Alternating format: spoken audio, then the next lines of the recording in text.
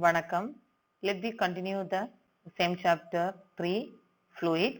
This is the second part of this unit.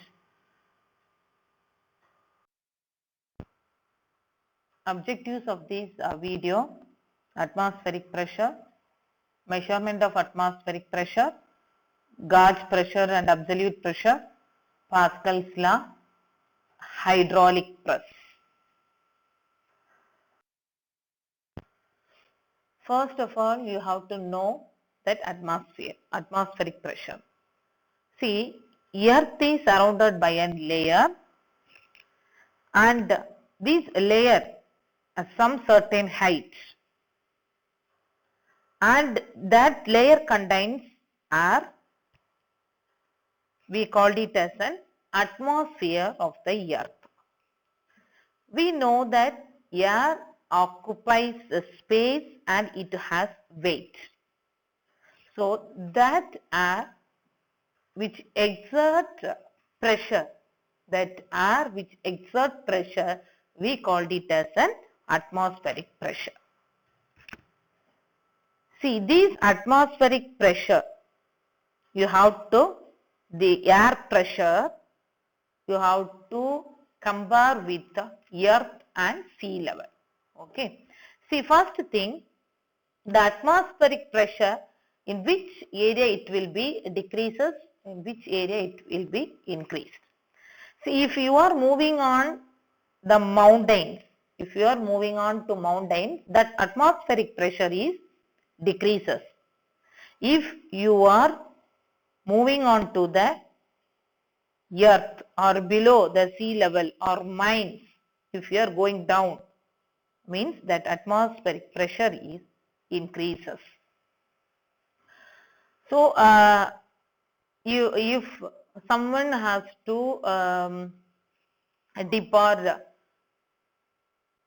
swim, or sometime that person, if they are what we have to, the குளத்துல உள்ள ஆழமா போயிட்டாங்க, so depth of that pond or lake, now they are not able to come out, because in that area, the bottom of the lake or bottom of the sea level, it has more pressure. So that pressure will push, not push, they have to pull the person on the bottom. So they are not able to come out. At that time, they are struggled to breathe. So obviously something will happen on that. So you have to understand that atmospheric pressure is very high in sea level, means under the sea level. So that is atmospheric pressure. Measurement of atmospheric pressure. See, in which way we have to measure the atmospheric pressure? One of the instrument is there. We called it as a barometer. That instrument is used to measure the atmospheric pressure, that is barometer. So who designed the barometer first? That is Italian physicist. The person name is Torricelli.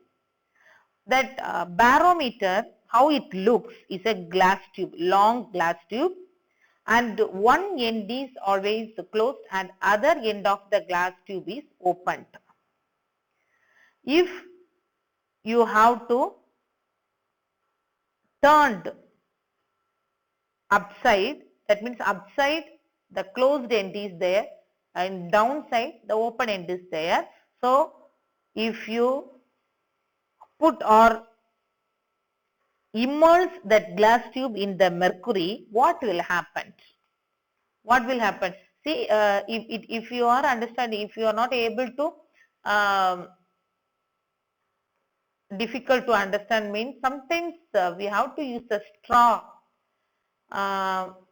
in a liquid. If you put a straw in a liquid, due to the outside atmospheric pressure, some of the liquid will enter into the straw.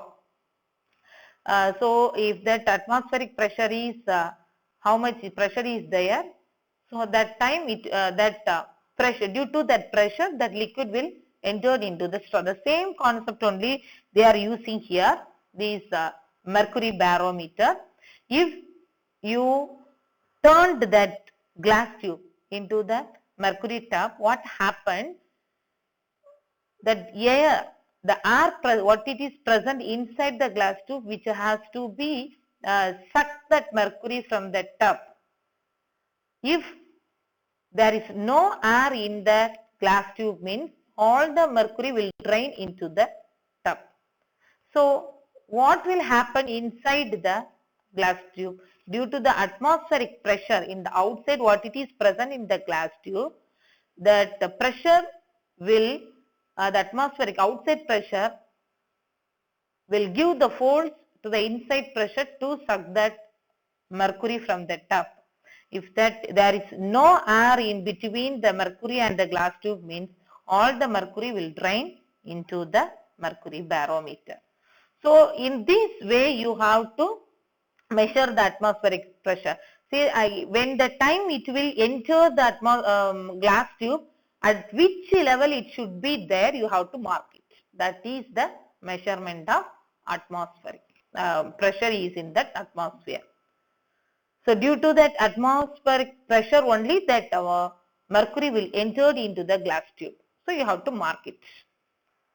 So the standard air pressure is 1013.2 millibars. So in this way you have to measure the atmospheric pressure. So what is meant by gauge pressure and absolute pressure?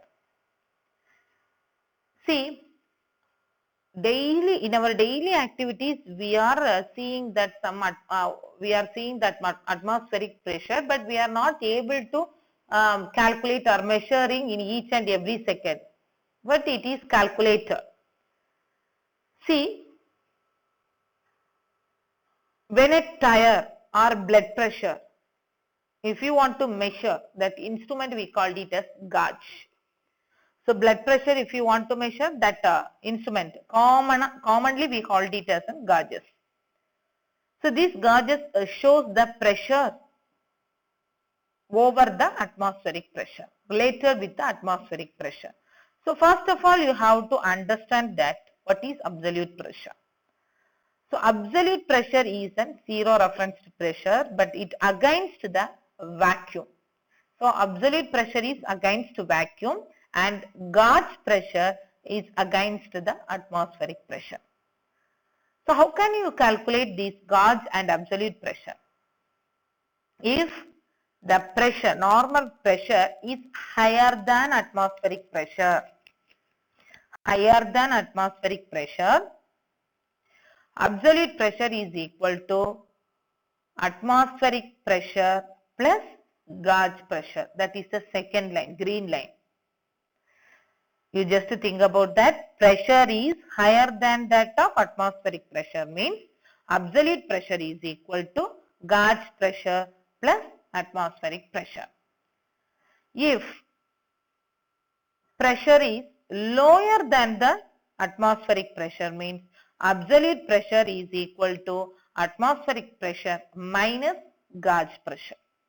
So it is very important formula to find out the pressure higher than the atmospheric pressure and lower than the atmospheric pressure.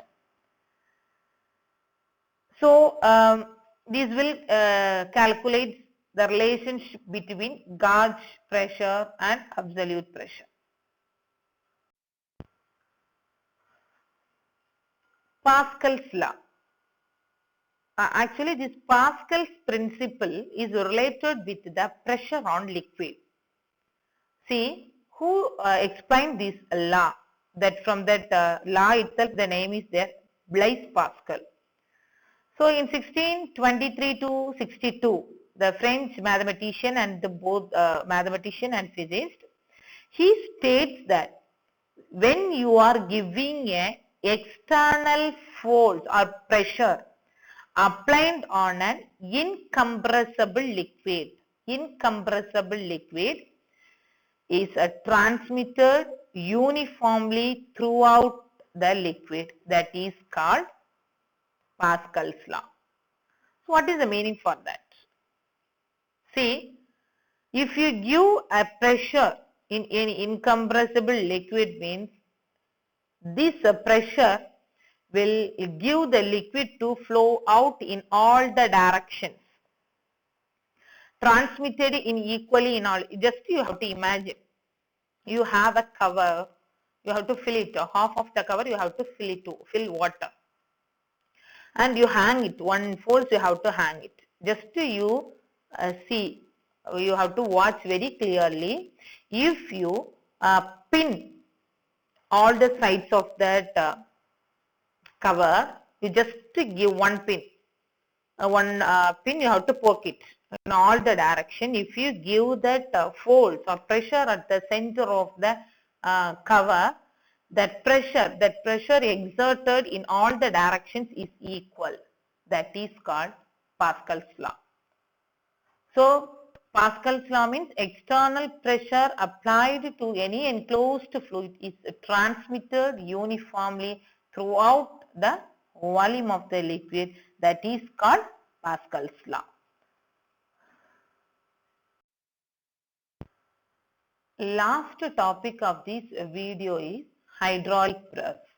And this hydraulic press is under the principle of Pascal's law. Let me see how it works. Listen, in this picture, we have two type of cylinders in two different cross section. Means two different sizes. If you are seeing, one of the cross section, the area of the cross section is, you have to consider A1 and another one is A2. And folds, the smaller area of the cross section you have to give folds F1, and the larger area of the cross section of cylinder, that is F2. See, if the object to be lifted in that large cross sectional area, see the force F1 is applied on that small cross section. Just you watch that diagram. It's a smaller cross sectional area. If you give the force on that smaller piston or smaller area of cross section, means the same force, the equal force is transmitted to that larger piston. So that the pressure is produced by the small piston is transmitted equally to the larger piston, and the force is F2. And you have to conclude the derivations. Pressure on piston of small area A1, P is equal to F1 by A1. P is equal to F1 by A1, and the larger area P is equal to F2 by A2. So comparing these two equations, finally what you have to get, F2 is equal to F1 into A2 divided by A1. The force F2, we are giving the external force is F1. So how you have to find out that F2 force, that area of cross section, A2 divided by A1 into how much force we have to give on the smaller section. So that is called the calculations of hydraulic press. So this is the working of hydraulic press, is based on the principle of Pascal's law.